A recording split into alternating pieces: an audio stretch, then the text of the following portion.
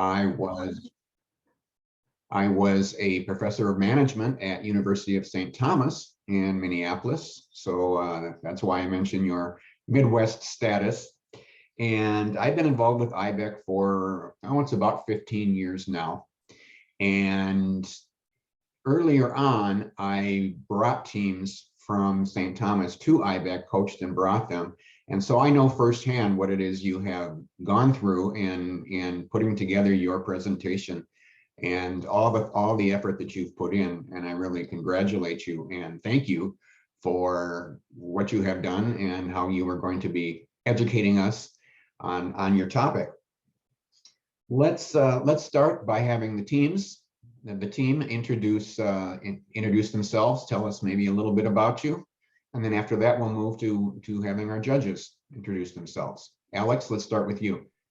All right. Hi, I'm Alex. I'm a junior at UW-Madison, and I'm a pre-med student, and I'm also interested in philosophy. Excellent, excellent. How will you join philosophy and medicine together? So there's a lot of ethics involved in being a doctor, and I'm particularly interested in ethics and how it's important to treatment of patients and things like that. Very, very much a growing area. Maya, how about you? Hi, I'm Maya. I'm a junior as well at UW-Madison. I am studying political science and philosophy. And what would you like to take your degree and do after graduation? Yeah, I'm considering law school. I'm really interested in consumer law and applying, kind of like Alex said, ethics to law. Excellent, excellent. And finally, Christopher? Yes, I'm also a junior. I'm studying, my predominant focus is mathematics, but I'm also getting a minor in history. History and two things together. What brings the ethics piece in that interests you? Well, I think that mathematics is really the study of logic, and in a way, philosophy is the study of logic as well. And history, I think, you need to have a sort of broad understanding of the basis of the way the world works to really apply ethics, in my opinion. I feel like, unlike math, you can't be so abstract with it. You have to try to apply it. And in order to do so, I think you need to understand history. It sounds like a fascinating combination. You can all change the world. I think that's fantastic. Now we have two judges here today. Anel, would you talk a little bit? Sure. I'm Anel Kim. I'm a director at Invesco, which is an asset management company. I'm in financial services, but I do what is called transformation programs. So think about implementing systems and changing processes. That's what I do for a living. I was actually a former student of Dr. White at Loyola Marymount, and I was in your shoes. I was part of the first competition, business ethics competition, and actually our team won, so no pressure. Our team won first prize, and I did the 10K and presented the business ethics. So it was called the Crazy Biathlon, and we won both. So good luck to all. Excellent, thank you. And Willette? Good morning. My name is Willette Stanford, and I am the ethics director at JEA, which is a local utility company here in Jacksonville, Florida. And my role as the ethics director is to ensure all of our policies and procedures. I work closely in the compliance group, and just to ensure that from a code of conduct, we're all behaving like we're supposed to. And when we're not, those issues get addressed. So I'm excited. This is my first time participating in the competition. So I'm very excited to be here, and hopefully we'll learn quite a bit from the students today. So looking forward to it. So thank you. Wonderful, and welcome to our family. Hopefully you'll be with us for a number of years in the future as well. And then we have one more person who is responsible for keeping everything going. We could not deal with this without him. Michael, would you introduce yourself? Sure. Hi, guys. My name is Michael Reiner. I have been with IBEC since I was a student at Loyola Marymount. I graduated in 2000. I never actually participated, but helped organize those run for the base. And know that you participated back in the day, and just think that this is a great event. So congratulations for being here, and best of luck. Excellent, thank you. What I'd like to start with is I'm going to read you the rules of the competition. Now, it's a very good chance you've seen this before. It's on the website. It's pretty much everywhere, but we read these at the beginning of every session so that everybody, all the teams across the board, get to hear them. So I will read this now. In this part of the competition, you are taking on a fictional business identity and assigning a fictional business identity to us, the judges. Please make sure everyone knows who you are, we've done that, and who they are before you begin. You will have 25 minutes with a 5-minute cushion to describe the legal, financial, and ethical dimensions of the problem and to recommend a solution that passes muster on all 3 counts. During this time, you will not be interrupted by the judges. And when you are finished, the judges will ask you questions for 20 minutes. Now, during that Q&A, both of us will stay in character. You, your team will stay in character as you introduce yourselves, and the judges, we will stay in character as the board of directors. After that Q&A is over, we'll give you feedback. Then we will come back to our real role as humans, and you will take on your role again as students as we give you feedback. Some important things to keep in mind. The ethical aspects of your analysis are the most important part. However, these should be described in a simple, practical, common sense fashion. Using technical philosophical terminology or basing your argument on religious or theological grounds will be considered a serious weakness. During this presentation, every member of the team must have some sort of speaking role. And we'd also like you to give us your eye contact when you speak by looking into your webcam when you speak. Sometimes that can be kind of hard for people because all the Zooming that we're doing, we have a tendency to want to look at our screens in order to see everybody, but that doesn't make eye contact with your audience. So we will ask you to do that as well.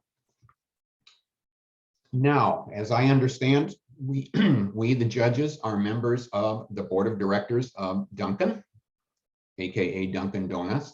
And team, what role are you playing today? We're playing the role of a consulting agency who's been asked in sort of in conjunction with some of the issues we're going to raise. So okay. Consulting agency, we've termed it Badger Consulting. Okay, excellent. So you are consultants. Any other questions at all from judges or the teams before we get going? Okay, excellent. Well, once again, welcome to IBAC, and you can begin. Okay, we have a slideshow to share. Could somebody make me co-host to share it? Michael will take care of that. Yes, 1 sec there.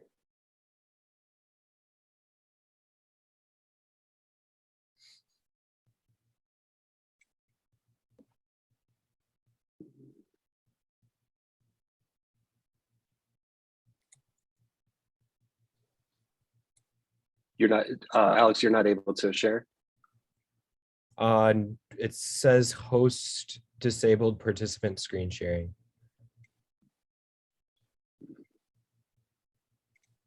One sec.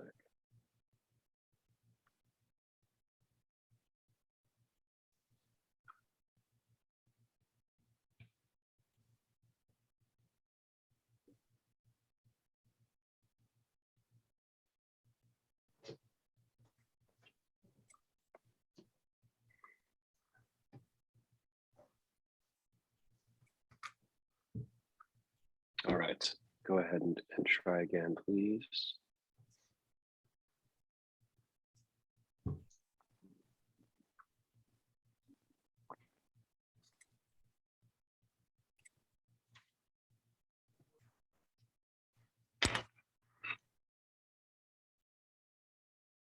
All right, is everybody ready? All right, then without any further ado, I'd like to thank you for giving us the opportunity to talk with you all today. We think it's a very important topic, and us as Badger Consulting are very pleased to present to you the board of Dunkin'. Now, I want you to imagine that at the heart of the entire food industry is a large, looming, insidious problem. And I don't want you just to imagine, I want you to recognize that this actually, believe it or not, is the case. Food waste written off in budgets, tucked away in the deep recesses of these massive things, are currently being written off as a necessary expense. But this is being done at the expense of business leaders, employees, customers, and local communities. What we're going to do today is we're going to be outlining this problem more in depth, this problem of food waste. We're going to be giving you the ethical, legal, and economic dimensions of this problem. And then we're going to be giving you a plan of action. We're going to be giving you the outline of our solution. And we're going to be telling you how economically, legally, and ethically this addresses the problems that we've raised. At the end, we're going to be wrapping it all up in a nice conclusion. So perhaps you are not with me at this point in agreement that this is such a large issue. In order to demonstrate, I think we need to look back only a single year. A video no longer than 10 seconds was shared. This video got more than 33 million views, more than 3 million likes, was followed by a wave of similar videos.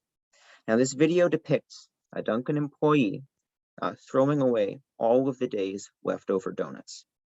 I scarcely need to tell you the PR nightmare that this has caused. I don't need to tell you the amount of bad publicity this has caused. And I don't need to tell you that the narrative around Dunkin' Donuts since this day has changed for the worse.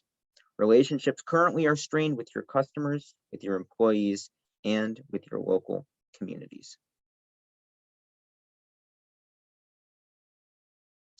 I do wish to impress upon you, however, that this is not a problem unique to Dunkin'. And had this video not shown up, had the narrative not so drastically changed, I fear Dunkin' would probably still have suffered under the weight of this enormous problem. For right now, a third of all food produced in the world is wasted. $940 billion a year of produced food are thrown into the trash. We're going to be outlining this problem in more depth before we get to the solution. But I think you all need to spend the time just right now. I think it's important to notice that something is clearly amiss, and we're going to be giving you, through this presentation, a way of addressing this. So looking at this problem, this problem's ethical dimension, we can see in this TikTok video that there are a couple different groups of people that are being harmed by this issue. We have the employees who are posting these TikToks. They're strained under the conflict with their morals, and they're upset with their job. And then we have, we can see that these videos really amassed a lot of attention. So we can see the customers are affected by this Dunkin's food waste. And further, we can look and see that the comments are saying, why isn't this food going to the people who are hungry? And we can see that local communities are harmed. So to address this issue, we've decided that it's natural to use the stakeholder theory to look at this problem. And so a stakeholder is any group that's necessary to the success of a corporation. Stakeholder theory argues that there are many groups that are involved that are necessary to the success of a corporation, and it's important that we stress that there's a balance between these and we keep the interests of each of these groups equal. And this is a response to the idea that shareholders should be valued above all else, because we see a lot of businesses, they'll neglect a lot of the other groups. And as a result, the businesses suffer on the long term. So it's in the best interest of a company that it's in the best interest of Dunkin' that we look at all of these stakeholders as equal, as this will promote long-term success, unity between these stakeholders, as each stakeholder is necessary. Dunkin' cannot function without its employees, its customers, the local communities that support it, and many other groups. And So to address this problem of food waste at Dunkin', we want to prioritize these stakeholders that are harmed by this issue of food waste most. And this, we've decided, are the customers, the employees, and the local communities. You can wonder why the local communities are so important. I mean, they're not directly harmed in this issue, but there's a neglect here. And this is important because according to the USDA, 38 million people across the country suffer from food insecurity. And Dunkin' has locations all across the country and are well equipped to address this issue. So food insecurity is uncertainty of a household that they're able to meet the needs of food for all members. And this results from a lack of resources. And we see that Dunkin', by wasting this food, by throwing away hundreds of donuts at the end of day, at the end of the day, among other foods that they have, causes a neglect of these local communities as a stakeholder, and as this food could be going to a better use. So for the best interest of Dunkin', local communities should be valued as stakeholders as they contribute to business and publicity. There's no customers without appealing to your local community. And this promotes long-term success. A local community contributes to a company's success by granting rights to build buildings and operate on the land they have. So it's important to keep this relationship. And by wasting food, Dunkin' is mismanaging this relationship with the local communities. And later we'll talk about how Dunkin' can fix this issue. So now we'll get to the legal aspect of the problem. So in terms of the legal dimensions of the problem of food waste, we see a rise of organic waste bans on the state level. There are 5 states currently with these organic waste bans: California, Connecticut, Massachusetts, Rhode Island, and Vermont. And there are more states in talks of developing their own bans. The motivations for these bans are that 40% of food in the US goes uneaten, and food waste is the largest individual component of landfills. Food waste is responsible for at least 11% of methane emissions from landfills, which is equivalent to the methane emissions of about 3.4 million vehicles. These organic waste bans will become more prevalent as states tackle the problem of waste. To understand what exactly is happening in states with organic waste bans, we can look to California's State Bill 1363, which is primarily focused on encouraging companies to donate their food. Under the state bill, restaurants must recover 20% of edible food waste and ensure that the max amount of food is kept out of the trash and fed to hungry people. Restaurants must also have a written agreement with a nonprofit food recovery organization and maintain records of food purchasing. In addition, Vermont's universal recycling law is particularly focused on reducing the amount of food waste in landfills. As of now, in Vermont, trash collectors will charge with unit-based pricing for organic waste. And there is an in-progress food scrap ban, which hopes to prevent any and all food scraps from ending up in the trash. This is a serious implication for Dunkin', as organic waste bans will be increasing as the waste problem in the US grows. Dunkin' is also a big waste generator in Massachusetts, so legislation will and already does impact you.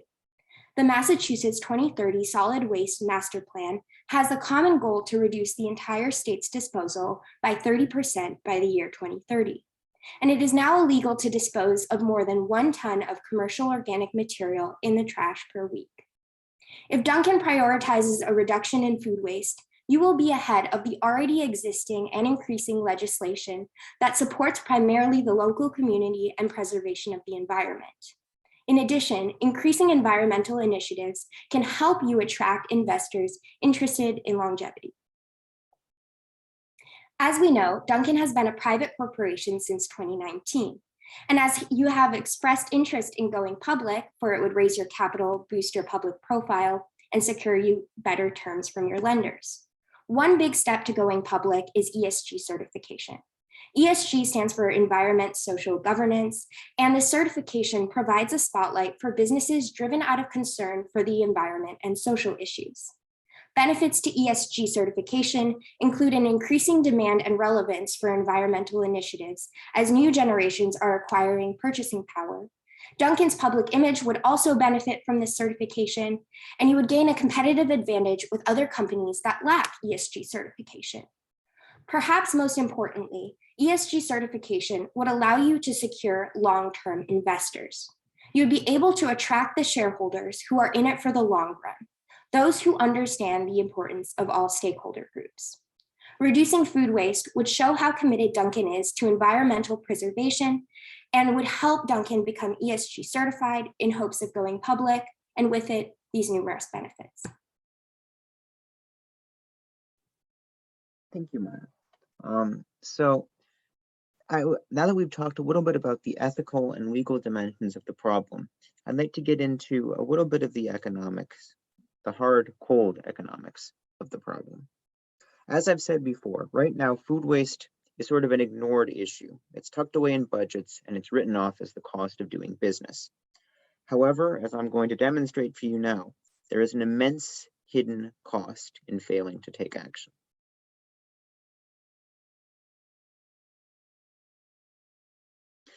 The way in which I want to elucidate this hidden cost is by way of a meta-study. This meta-study was conducted by Champions 12.3, which is a collection of business leaders who are working with the World Resource Institute.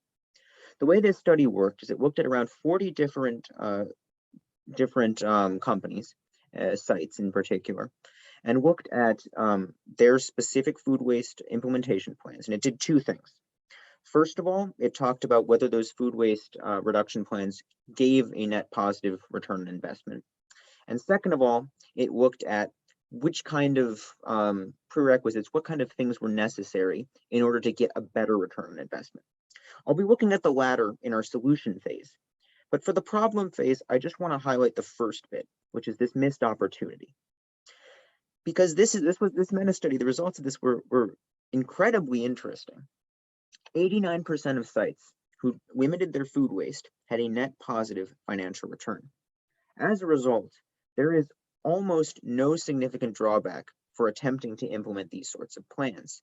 Indeed, Dunkin is taking on very little risk when they try to implement a plan like this, because worst case scenario, you're likely to break even. But even better, the median benefit to cost ratio was far better than breaking even. The median benefit to cost ratio was 7 to 1. For every $1 invested, $7 were reaped in savings. I'd say this not as an introduction solely of the solution, but more as an illustration right now that there is an immense missed opportunity happening here. There's an immense opportunity to make the business more efficient, which we feel is not being taken right now. After all, for every dollar spent outside food waste, just generally in the business, the typical net profit margin dictates you're only making about 10 cents on every dollar that you're putting into your company. It's unlikely that there are significant internal investments that are far better than food waste. In fact, it's unlikely that they're even close to this 7 to 1 benefit to cost ratio. The conclusion is that this is low-hanging fruit. It's something that is just kind of hanging out there, but is hidden from view because it's just accepted in the industry as a cost of doing business. We're going to now turn from the sort of problem side of this presentation to discussing how we think Dunkin can take advantage of this and reap the benefits that I've outlined here. All right, thanks, Christopher. So now, as we've said, we're going to move to the solution phase. And so our problem we've outlined is ethical, legal, and economic, and we are going to introduce a solution that addresses each of these dimensions of the problem. And so to do this, we'd like to introduce our two-step problem. And this has a front end. So on the front end of things, we're going to work on source reduction for Dunkin. And on the back end, we propose that Dunkin expand on end-of-day donations and continue composting. And our solution is justified by this. The EPA put out this graphic called the food recovery hierarchy. And the food recovery hierarchy it ranks the most sustainable methods to dealing with food waste for a company. And at the top is source reduction, followed by feeding hungry people, feeding animals, industrial use, composting, and at the bottom, landfill, which is what food that's wasted goes to this landfill. So for our front end part of our solution, we plan to hit the top of this hierarchy and reduce food at the source. And to do this, we plan to first calculate how much food is needed daily for each franchise and narrow these excess food margins, especially for this food that can't be donated and will fall through the cracks. And to do this, Maya will introduce this Tracks Waste app that will help employees to implement our solution. All right, thank you, Alex. So the Tracks app is a food waste and tracking app from Foodprint Group, which is a waste auditing company that hopes to help companies realize their zero waste goals. The Tracks app is easily downloadable on any device and provides visual measurements like bags of trash to ensure easy use for employees. In the long run, each individual Dunkin' franchise will be able to see the trends in the products they purchase and are able to purchase on a store-by-store basis, therefore reducing the total amount acquired from the source, and as Alex has illustrated, follows the EPA food recovery pyramid suggestions. Employees are also valued as a stakeholder group by implementing these tangible, visible Tracks systems. They see that Dunkin' is being held accountable by the concerns raised by employee TikToks and that they've been heard by the company. Furthermore, employees also have a benefit in terms of personal action. Employees feel like they're truly helping in this bigger goal of environmental preservation by tracking their waste and working towards minimizing it.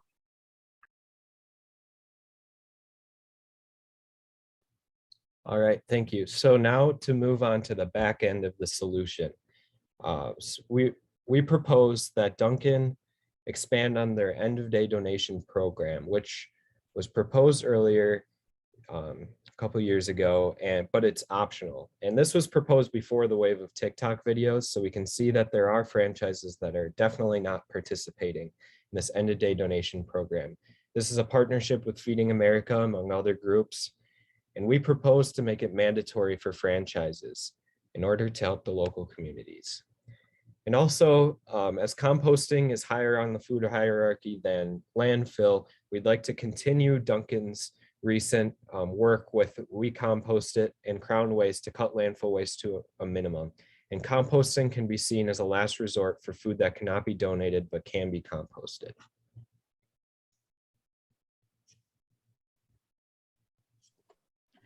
All right. So as promised, I'm going to go a little bit into depth now about how we take this wonderful solution and sort of elucidate how it fixes this problem economically. So again, we're going to be using this Tracks auditing system on the front end. So I should backtrack a bit. The first step in this process is this front end solution. And the clearest way to get the benefits of this front end solution are just to simply buy less food. If you're wasting too much food, the clearest way to solve that is to upfront figure out what your trends are and buy less food, have less excess product, and therefore, waste less. And we propose, as mentioned, this Tracks auditing system in order to do this. Now, as I talked about earlier with this meta study, there are from Champions 12.3, in addition to giving sort of the risk assessment, there's also a section which talks about how companies can be most successful. And what I want to do here is talk about presuming a world where Dunkin' does all of these things to get the best bang for their buck. I want to explain how this is going to have broader economic benefits for the company beyond just food waste. So first of all, the first of these four sort of necessities for a company to be effective at reducing food waste is to prioritize hotspots, focus on what's being wasted the most, deal with that first, then move on to another area.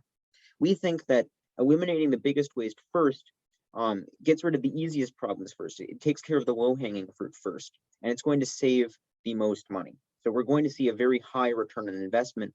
We also think this is generally a good business practice to focus on what gives the highest waste first. Additionally, having equipment in place is incredibly important. And we think Dunkin' already has a lot of this, refrigerators, scales, things like this. If more investments need to be made on this front to be more effective at determining how much waste there is, being better at donating that waste, we think that that's, again, a net benefit for Dunkin'. Having more refrigerators certainly isn't going to hurt. It's going to help in the long run. It's an investment that'll help outside of food waste. The third sort of necessary condition is to be creative.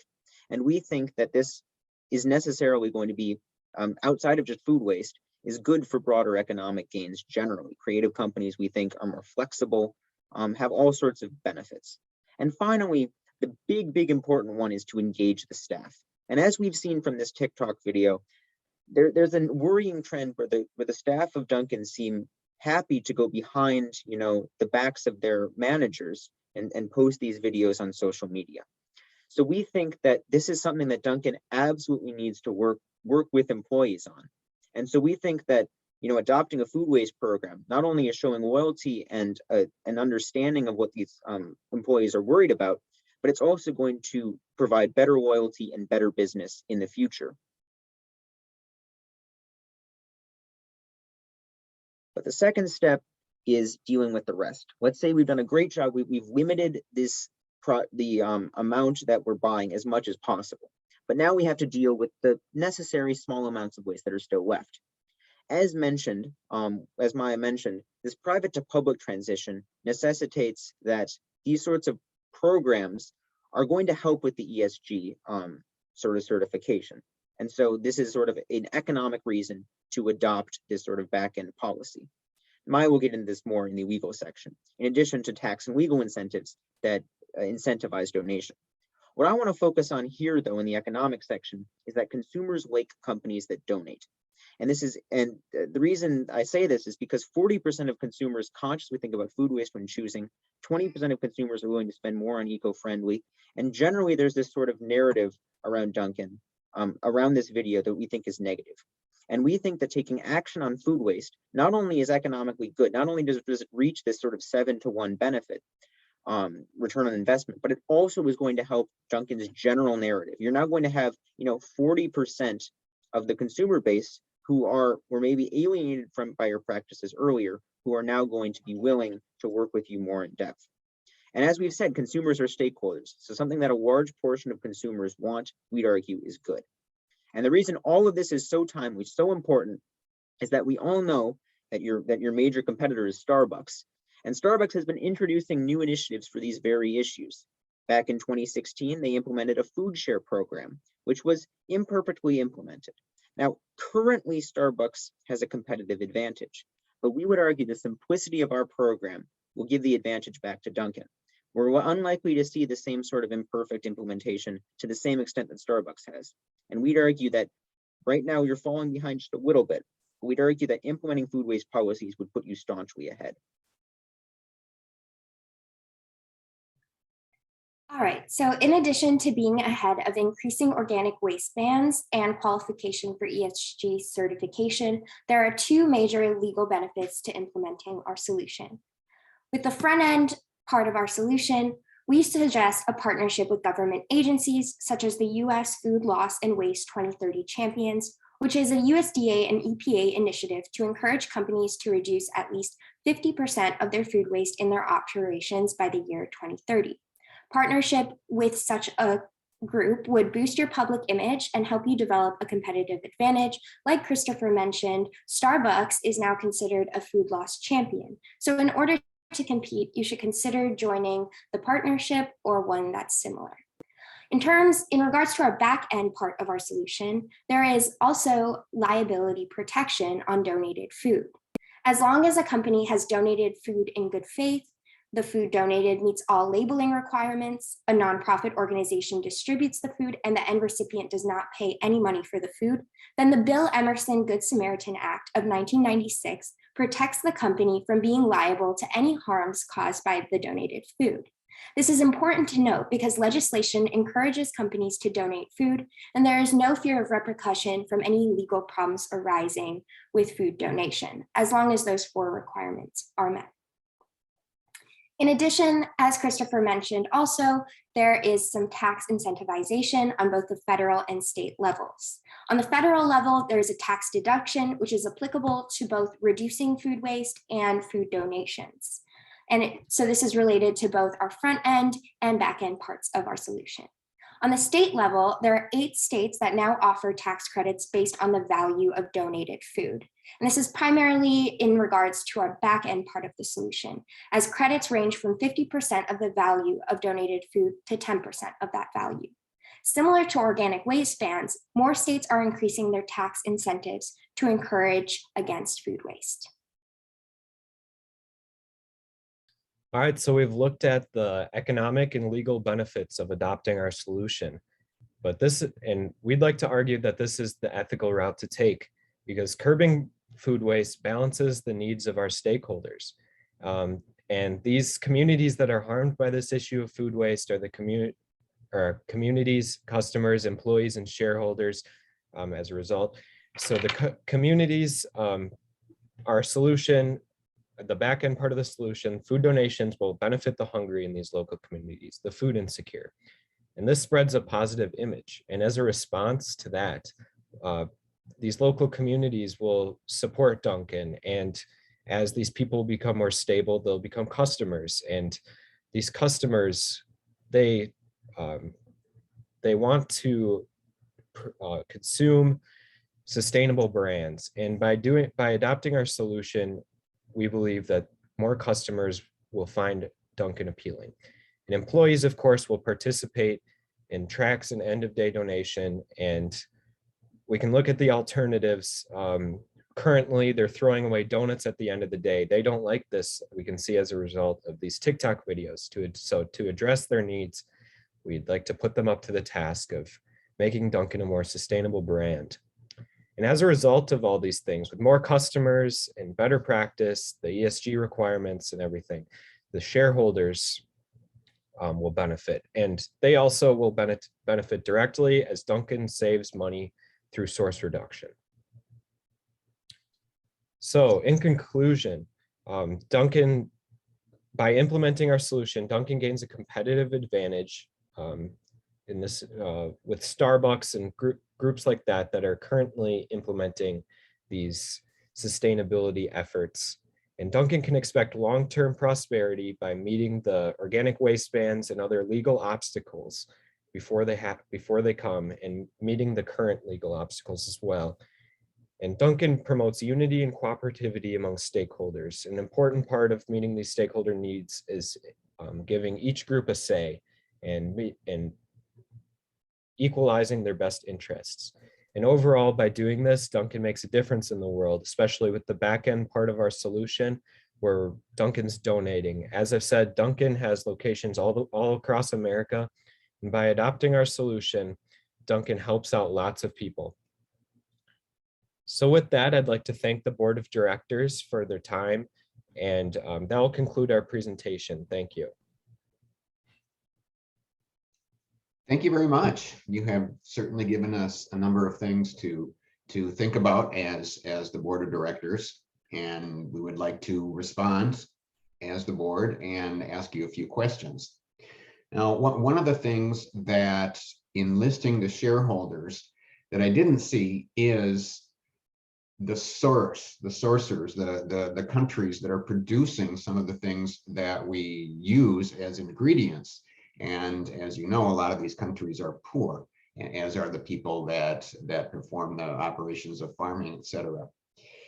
Tell me a little bit about this being a negative externality, to use economic terminology, of all the good that we are doing. What is the effect going to be on suppliers in that sort of way? All right, so we have these suppliers. We're buying a little bit less at the source. There's a few implications. As Dunkin' gets more business, for one, they'll buy more from these suppliers, and or as Dunkin' makes more money and gets more profit, they'll be able to increase their needs for this food from the suppliers, and that will benefit the suppliers in the long run.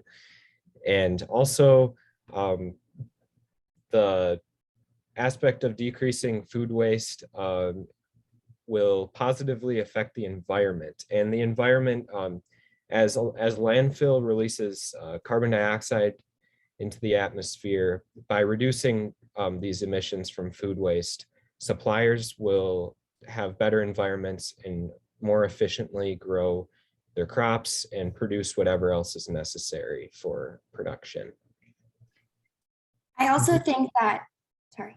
Go I ahead. also think that when we look at who is most affected, which stakeholder group is probably the most affected by environmental degradation, that will primarily be the suppliers. The suppliers are the people who depend on their environment to produce and to have their income.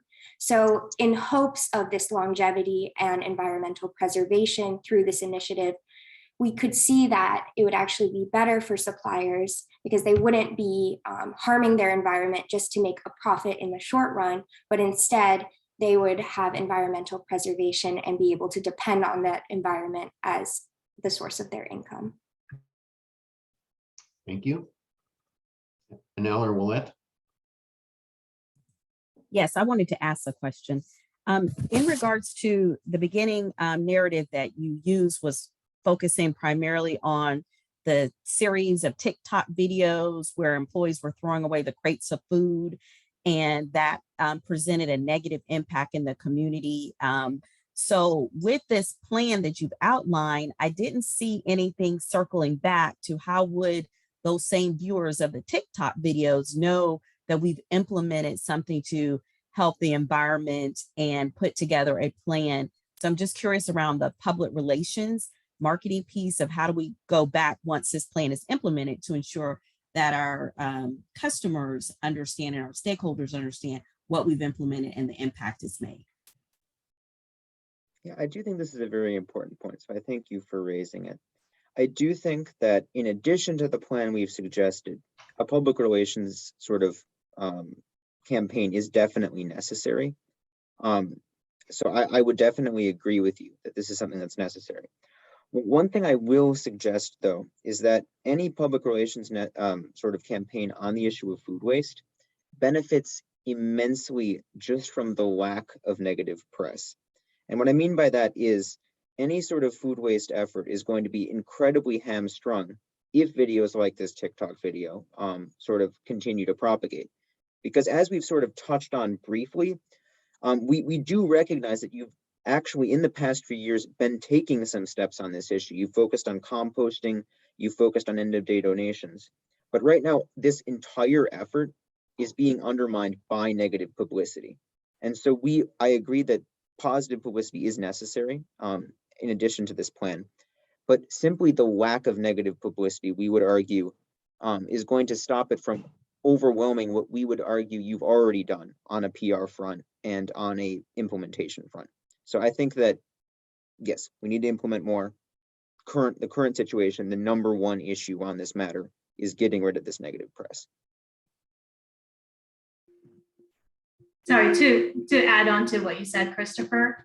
So are you saying that once these are implemented within our company, basically the lack of negative press would be positive for us? Or are you saying that we need to actively communicate to the public that we have implemented all the measures that you have presented and recommended? Yeah, thanks for asking that clarifying question, because I think it's a combination. I would agree that there is probably some sort of PR campaign that I would recommend you sort of continue. I would say I do think you've done a decent job with your PR campaign right now with the actions you've had so far. But I think by giving your sort of public relations specialists much more ammunition to work with and continuing to support them with those efforts, just having like a more broad solution, we argue will almost like give them enough ammunition, although more support is always good for PR. I think what I was saying with the negative press is that this is sort of a necessary first step.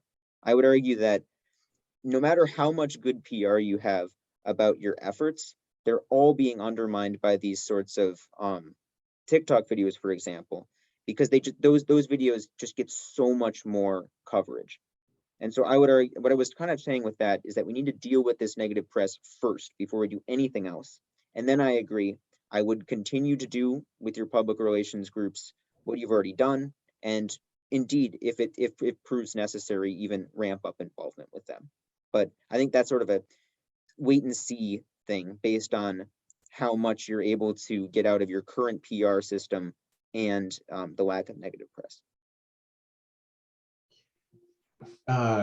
Question from me.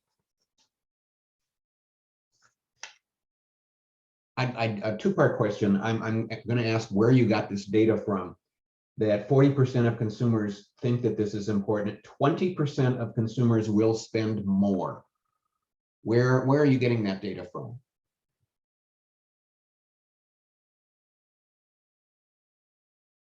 Let me just take a brief look to see if I can recall. I do recall that this was the explicit framing.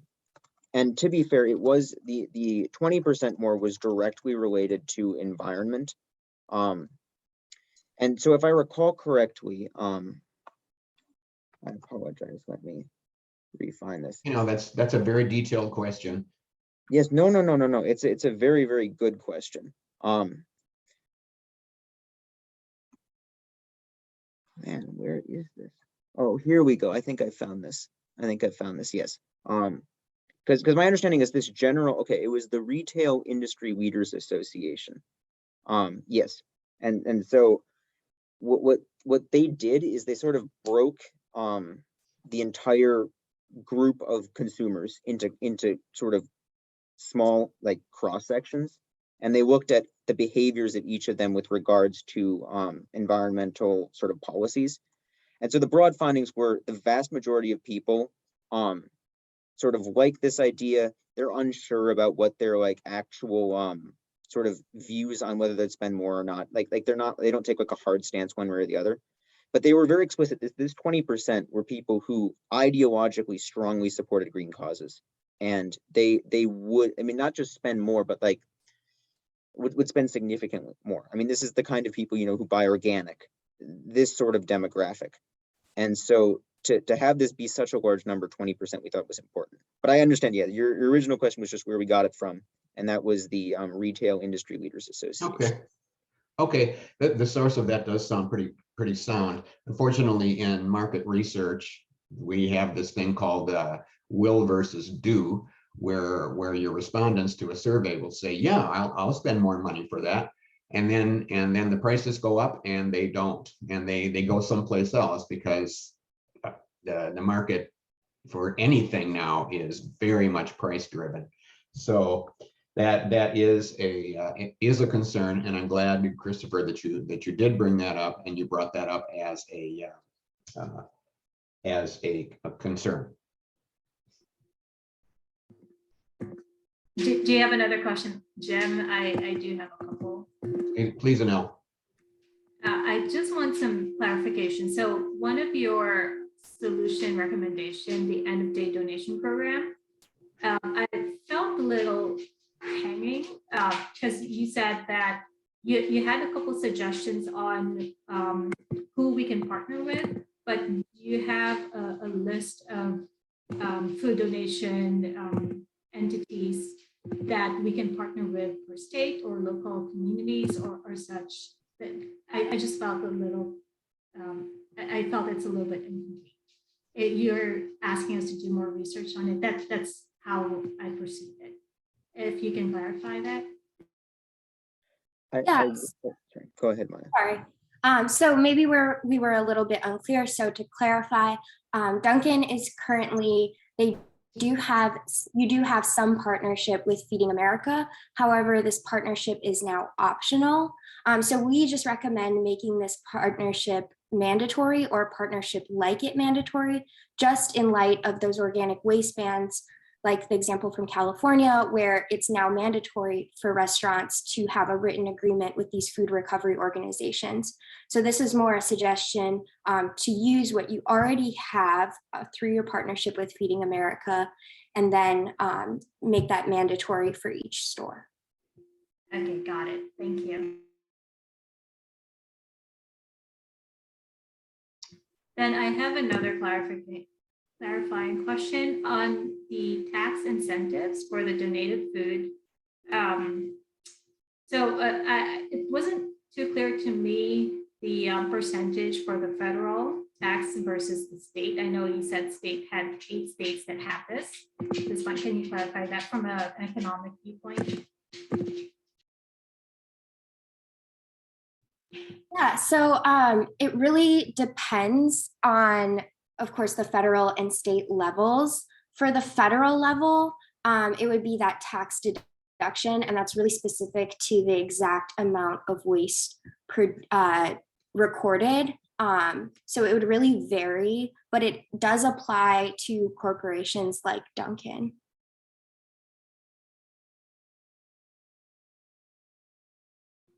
And do you have the list of 8 states that have this tax credit? Yeah, let me just grab it 1 second. You can put it on the chat if you have it.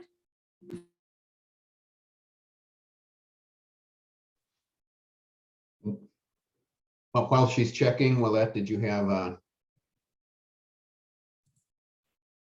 No, I think Anel addressed one of the questions that I had around the state. So I think I'm good at this point. Thank you. okay. Okay, I will add another question, and I'll just leave it open to whichever one of you wants to answer.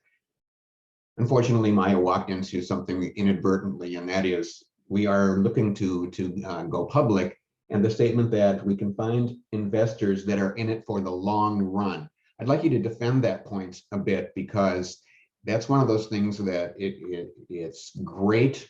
It's a great idea, but we're in a situation in the stock market where unfortunately quarterly earnings become what attracts and keeps investors. How can we, in an open market like that, go about getting these investors who are in it for the long run? Well, I do think that I think that there is some element of self-selection that happens with ESG certification. So if we accept for the moment that there are some people who are in it for the long run, I don't know what the exact percentage is, but I imagine there are probably some.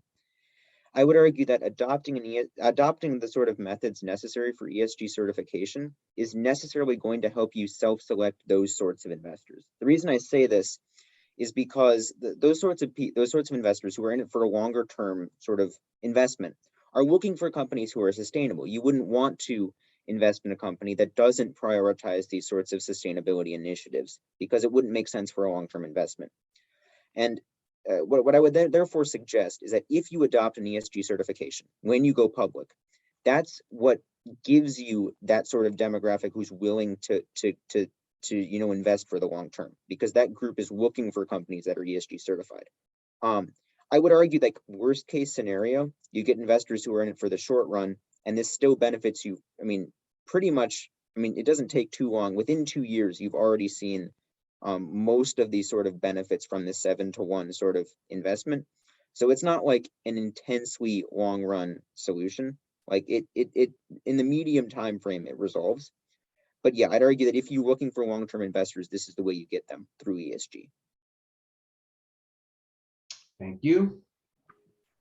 Can you touch more on the ESG certification? Because I'm sure you're looking more on the Americas front, but we do have some branches in EMEA, and ESG is stricter there in terms of legality, and as well as potentially other stakeholders that may invest in our company outside of the Americas. Can you touch more on that? The ESG certification itself, like how would that be more attractive to potential stakeholders or future stakeholders?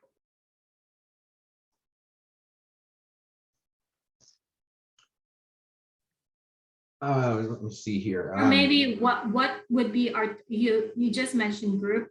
Is there a demographic target group that ESG certification would be more attractive in the long run?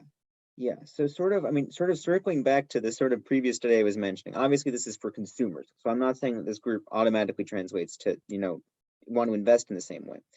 But I'd say that if 20% of consumers are significantly interested in paying more for, products, and if you look at like this study, this is specific demographic groups who are not particularly, they're rather well off. And for the most part, they're the elderly, and they're sort of 20, 30-year-olds who have a decent amount of money. So these are people who are investing. So I would argue that there's a very like clear constituent base of people who care enough about the environment, they're willing to pay more for they're willing to pay more for products, and they also have enough money to be investing. So we'd argue that, and especially given that a lot of these people are young, this is likely only going to grow in the future.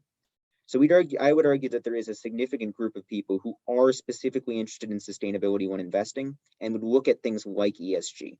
As for your comments about sort of internationalization, we haven't looked too carefully into this. This is a very important point to bring up.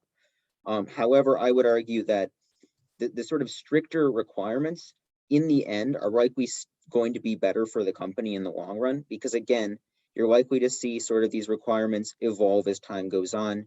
You're likely to see the same sort of people who want environmental sustainability be even more satisfied by these requirements. So I would argue that fulfilling these international requirements would also be in the best interest of the company. In addition to that, one thing that I found when researching ESG certification was that it's particularly attractive to newer generations who are more focused on environmental sustainability.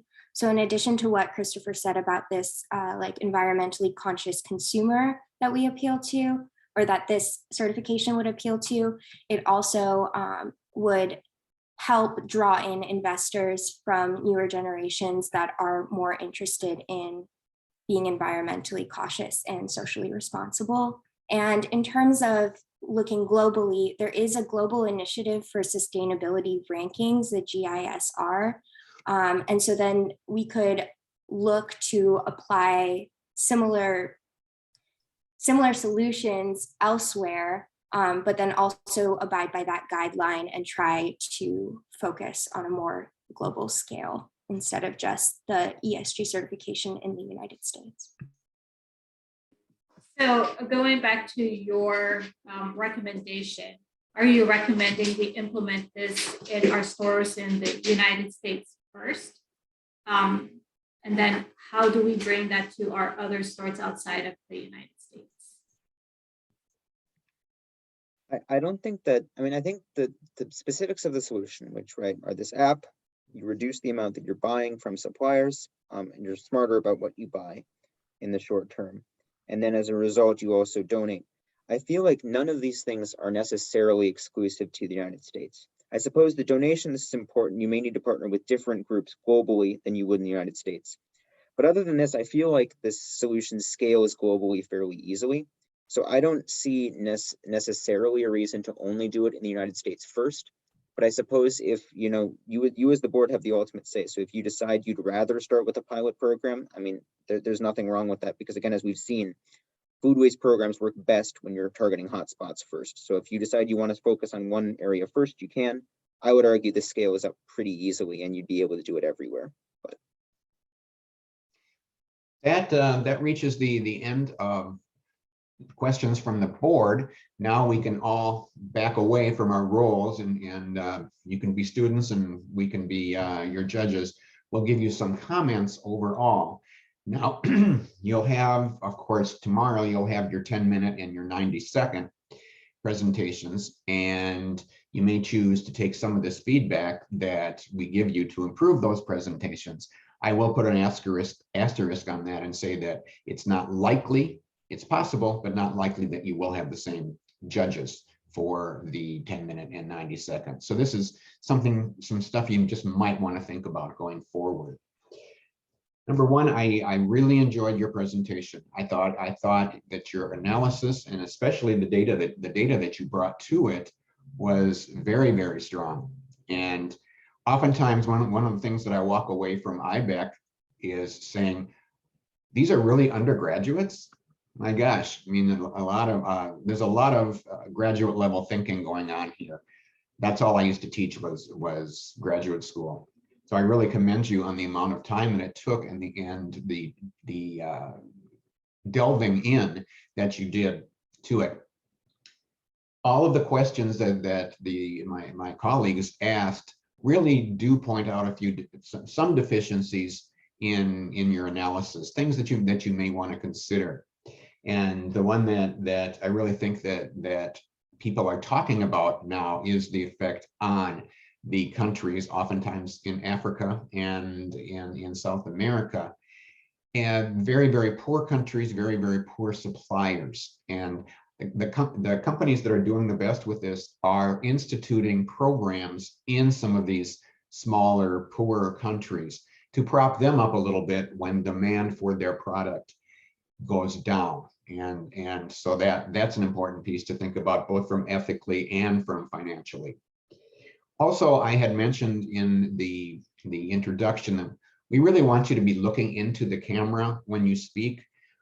Two of you did not, and I'm, as a person who has spent years teaching presentation skills, we communicate through our eyes as much as we communicate through anything, and it's vitally important that you not be looking down when you speak, because if we were live, you would be looking at us, and we try and duplicate with Zoom as much as we can.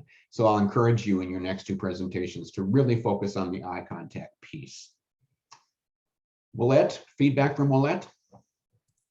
Sure. I would also agree that I thought the presentation was very well. And for a minute there, I was like, oh, these really are consultants talking to us. So kudos to the data that you put together. I mean, I think the presentation was great. I love the solutions and the statistics behind it. I would also say that when you do use statistics, it's probably good to source your data so that people will know where it came from, to kind of help align, you know, the conversations and the information you put behind it in terms of your analysis of that data, and maybe the sourcing of, you know, what you read when you put it there. So I would recommend that as well. But I do agree with everything you put in here, and with Duncan being a global company, you definitely want to ensure that your presentation aligns with the global impact of your solutions as well. But overall, I thought it was very well done. I love the energy that a couple of you had and the passion behind the responses you gave when the questions came. So thank you very much for, you know, being authentic and really showing that you're very passionate about this solution and the whole consultant piece that you put together. So thank you. Thank you. Anel? Thank you. So I echo both what Jim and Wallet mentioned. This is a great presentation. I felt you were a consulting agency. I used to be a management consultant, so I know how it is and how it goes, and great PowerPoint presentation as well. It looks very professional, and I even forgot for a minute that you were undergrads and you're all juniors. So this is very impressive. One thing that I do want to mention again that Jim touched on is eye contact. He did mention that during the beginning, look at the camera when you speak, which is what I'm not doing right now. I'm looking at you. But if you were to look at notes, what I do as a trick is put the notes side by the camera. So it looks like I'm looking at the camera, but I'm glancing at my notes. So that might help as a trick. That's one. The second piece, I'm echoing what Wallet said as well. This is a global company. That's why I asked the question on your solution. Are we implementing it as in the United States, or are we implementing it globally? You can potentially provide us with options on that. How are we rolling it out? You gave the solution, but then as a board, you're telling us, oh, it depends. We figure out how to implement it. So if you can tie something together and say, these are your options, you can do it as a pilot, you can do it big bang, or something to that extent. So then we're not left hanging. I always go back to that. I felt I'm hanging, like, is there more? Is there more? So those are like the only things, just to close the loop on that. And then the reason I asked about ESG, there's so many different aspects of that. So if you have a little more information on how are we going to get certified as ESG, because it's a big thing right now with greenwashing. Some companies are saying they're ESG certified, but really they are not, because they're hiding some aspects of being completely certified on that. All in all, great presentation, and thank you for putting this together. Just make one more comment, and this only happened a few times, but when it does happen, it becomes noticeable. So keep this in mind, and that is always refer to your client as you. There were times when you went to the third person and you said they, and there is no they, there's only we, because we are the board of directors. Not a huge deal, but like I say, it can stick out sometimes when you don't do that. And that's a problem for a lot of teams in competitions like this. So just keep that in mind. Focus on you. Now let's move on and ask the team, do you have any questions for us, the judges, that we can be helpful to you in any way?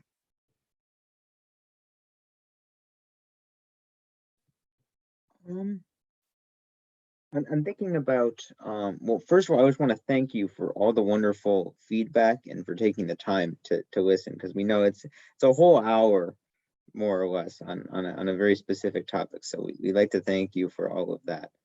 I think sort of the main question I have sort of regarding the questions, because I do think that there's a good point here about suppliers. I think going forward in the ethical presentations that we're going to give, I think I was wondering whether it seemed like you weren't particularly satisfied with the sort of answers we gave about this long-term versus short-term. So would you suggest almost adding in something about sort of you should consider instituting one of these programs, where you compensate? Or do you think that just putting more focus and acknowledging that this could be a problem, but it's outweighed by other things is necessary? I guess, because I do think that this is an important point. I guess I was wondering how much we needed to course correct here on this issue. So maybe I can give you my 2 cents. So if you think about what your number one solution is, reduce the production. So that implies that we need to buy less from the suppliers. So understanding what the impact of your solution is to the financials or the suppliers itself. So understanding who our suppliers are, because they're mostly impacted. And to Jim's point, some of our, okay, I'm not in character anymore. So it's okay. No, you don't have to be. Now we're giving feedback. Dunkin' Donuts suppliers are in emerging markets or third world countries. So if they have, if we're asking them to supply us less, they have less revenue. So that's an impact to them. And are you also trying to kind of like, if you know that's the case, you can mention it and acknowledge it and say that might be a follow-up, what do you call this, consulting gig or whatever. Or if you want to go further, you can say that these are what we thought might be another solution, our recommendation. I know there's an impact to this, but they may be able to do this, this, and this. So where they're going to get their revenue, if not from you, can they supply someone else or something to that extent? Or acknowledge it, say, oh, follow on consulting engagement or something to that extent. All right, yeah, sounds good. I agree. So just acknowledging it much more clearly, and then either providing, say, this is something you're gonna have to worry about, or here is a brief idea we had. Yeah, so think about what your solution is, and then who's impacted by that solution, and then either acknowledging it or having like a separate solution for the loss of income or whatever in this. All right. And, yeah, and by inviting a future consulting project, you'll make more money. So there's a little benefit in there for you as well. Exactly. Those of us who have been in consulting, we always know to go for the second sell, we call it. So, Willette, did you have anything else you wanted to add? Are you good, Willette? I'm good. I'm good. Okay. Yes. Okay. Well, we've certainly enjoyed the time that you have spent with us. I have learned a number of things from you that I was not aware of, and certainly your choice of topics is so pertinent. right now. And the more that people can learn about it from knowledgeable people like you, the better off we all will be. So thank you very much. And we will go ahead and conclude this session. We wish you the best of luck on your 10-minute and your 90-second presentations. And I will say that I said this last year and it didn't happen, but next year we are really trying to go live. We're already trying to work on that. And we will most likely be in Boston or Cambridge. Being that you are juniors, I hope that you will consider joining us again or talking about IBEC to some of your student colleagues. So thank you very much. Have a wonderful afternoon, and we look forward to seeing you again tomorrow. Thank you. Thanks. Good luck. Thank Good you luck. again. Thank you, Bye. everybody.